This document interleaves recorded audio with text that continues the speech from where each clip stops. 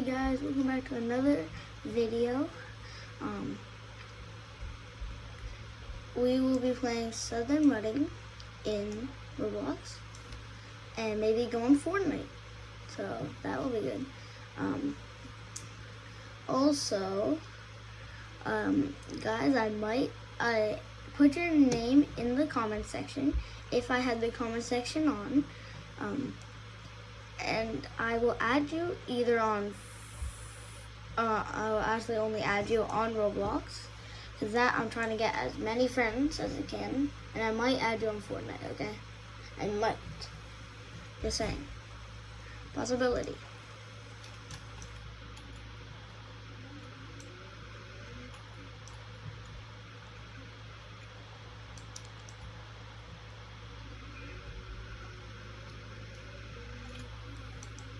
But honestly, I feel like I've been playing Roblox all day, that we should just head right on to Fortnite.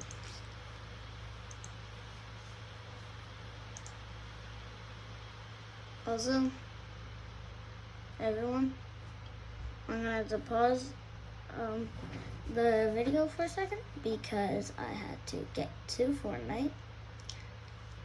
And yeah, thank you. I'll be right back. And guys, this is the channel that you are watching this video on right now. Please subscribe. Thank you for subscribing. And by the way, we're at 222 videos. Yeah. These are my shorts, and please watch them. And guys, bye. Thank you for watching these videos. I'm gonna go to Fortnite now, and yeah. So guys, instead we'll be playing Rocket League because unfortunately I cannot get into Fortnite. It needs an installation, so we need to install that. So yeah, they're gonna watch me play Rocket League.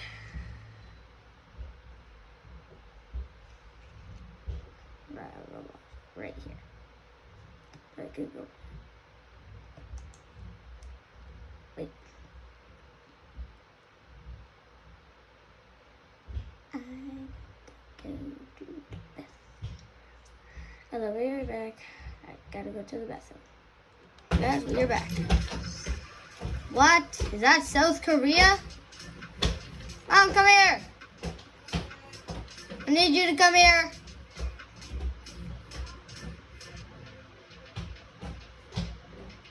Mom, I need you here. Hello, we're back. So guys, we are back. Honestly, just collected lots of stuff. No, Theo, calm your butt. Canada. Oh yeah, these are all red cars. I did not even notice that. Yo, why are my cars? What? Hold up, guys. Why are my cars so flattened, bro? Yo, what? Oh, bro. Yo, this truck is not supposed to be like this. Yo. Guys, my car is messed up, bro. We cannot play this. Guys, we cannot play this.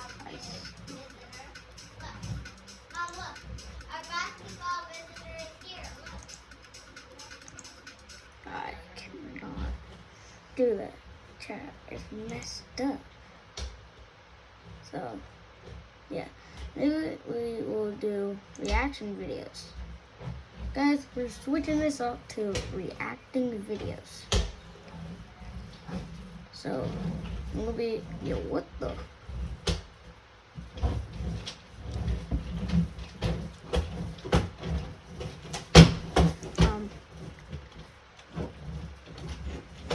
That's me.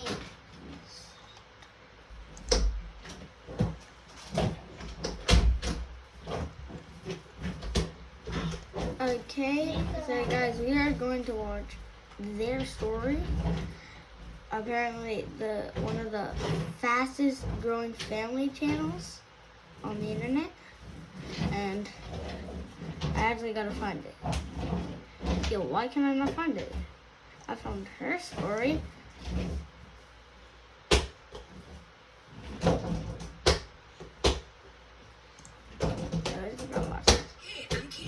Okay. Let me show you around my neighborhood. Come on, Minerva. Come on. Here's a little secret. Okay, Katie. Katie and Katie. You can get a chocolate lobster only in Halifax. The Scotia High Interest Savings Account is designed to help you. Yo, chill. With interest rates Dude, can I put this on? What? Can I put them on? with us. What? Can I put them on? Your savings with the Scotia High Interest Savings Account.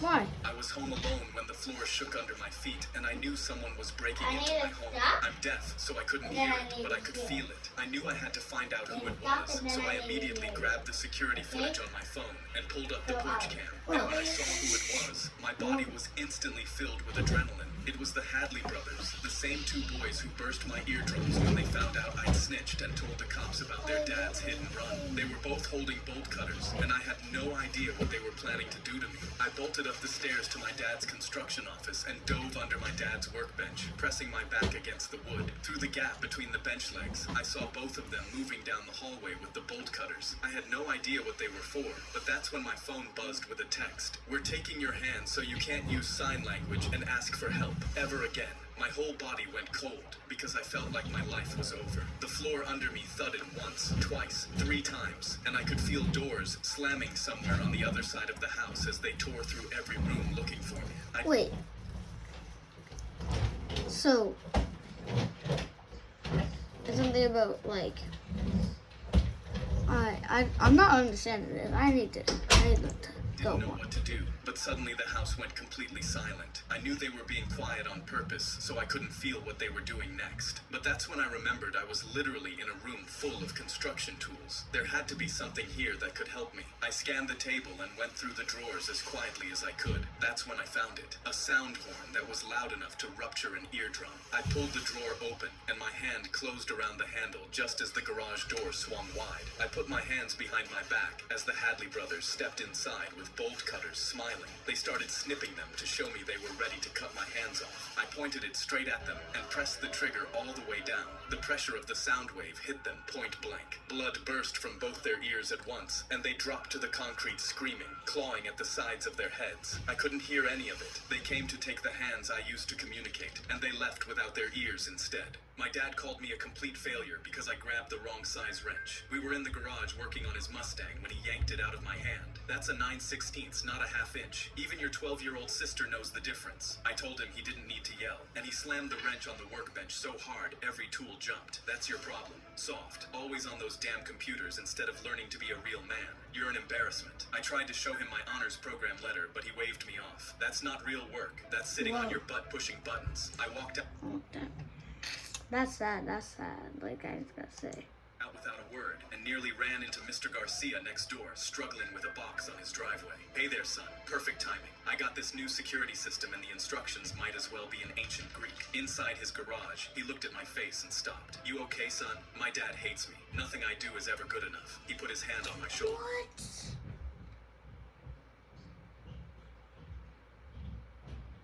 What?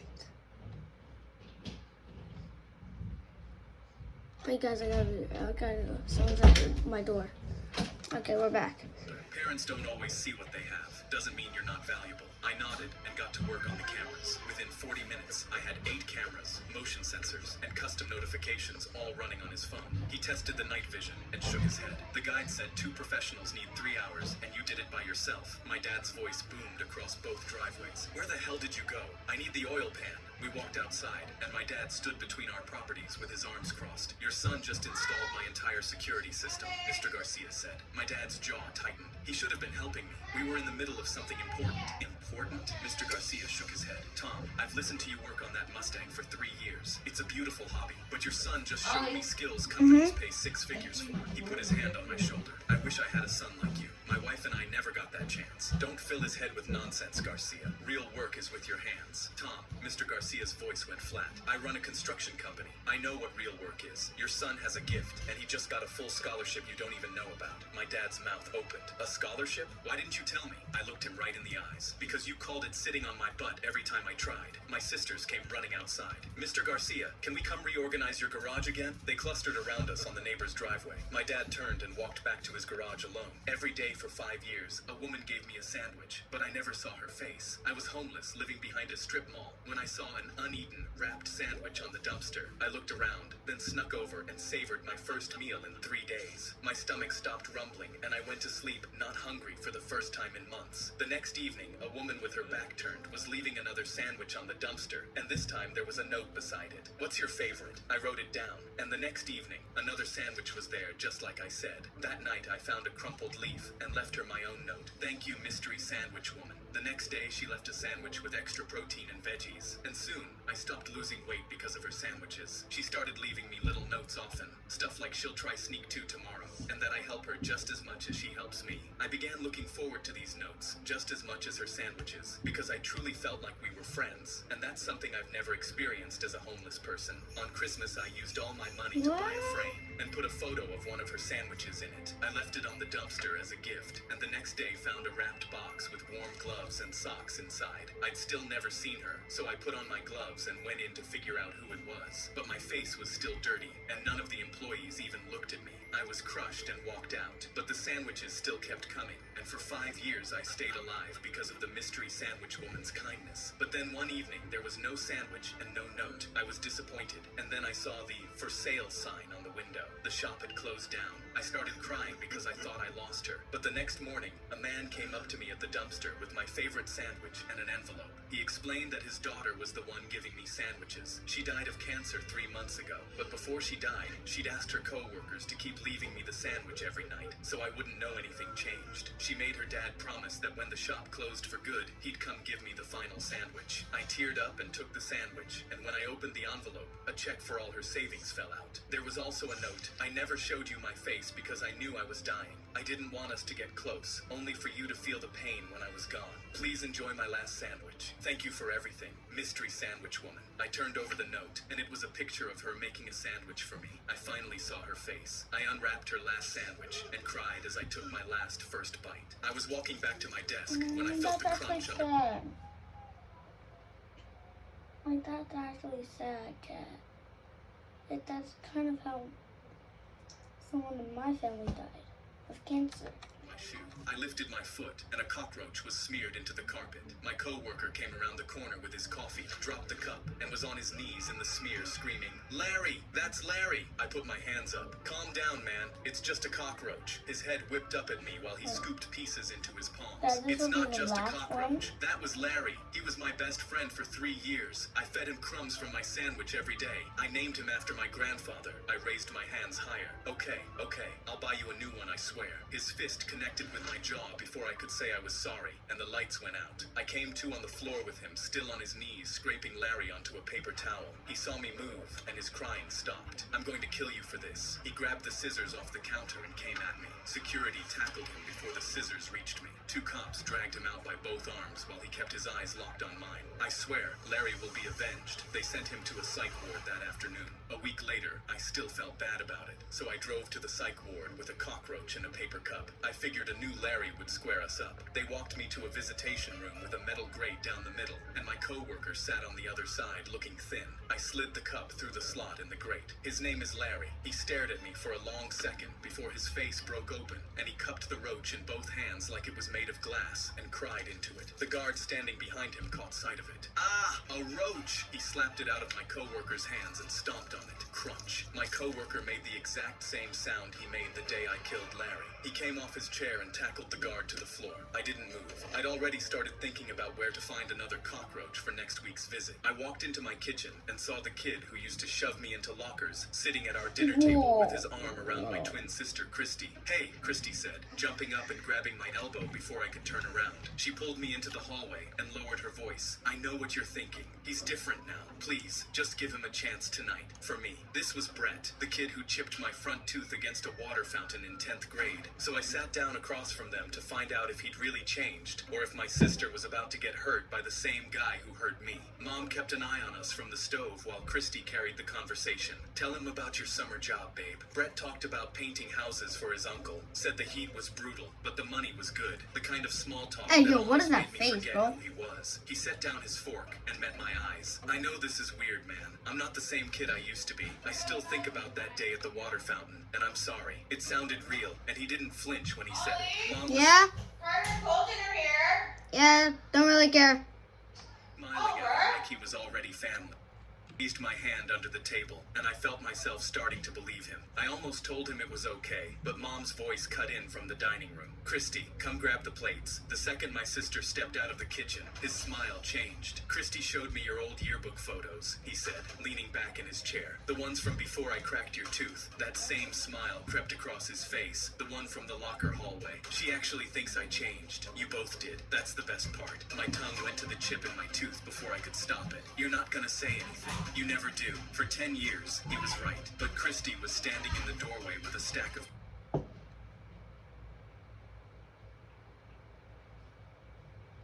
plates, and she'd heard every word. The plates shattered on the floor. Brett spun around in his chair and started to say her name. I was on my feet and swinging before he got it out. Punch. My fist caught his mouth and I felt something crack. He went over backward off his chair, and when he pulled his hand away, his front tooth was chipped. I stood over him and laughed in his face. Now we're even. He scrambled up and ran out the front door with his hand clamped over his mouth.